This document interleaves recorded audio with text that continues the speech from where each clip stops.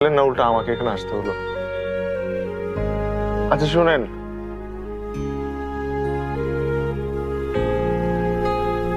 আমি আপনার আমি আপনার দুটো শর্তেই রাজি, তবে পাঁচটা না।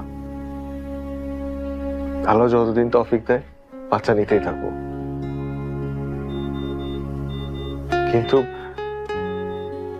এতগুলো বাচ্চা হলে তো আপনি পরে মেনটেন করতে পারবেন না। আপনি নিজে কনফিউজড হয়ে যাবেন, চেহারা মিলিয়ে ফেলবেন, নাম মিলিয়ে ফেলবেন, পরে দেখা যাবে একটা বাচ্চাকে দিনে দুবার গোসল করিয়ে ফেলেছেন। গরমের দিনে তো সমস্যা নেই, কিন্তু শীতের দিনে তো ঠান্ডা লেগে যাবে তাদের। প্লিজ চোখ, আর একটা মিনিট ধৈর্য ধর, এরপর তুই ইচ্ছে মতো কাঁদিস।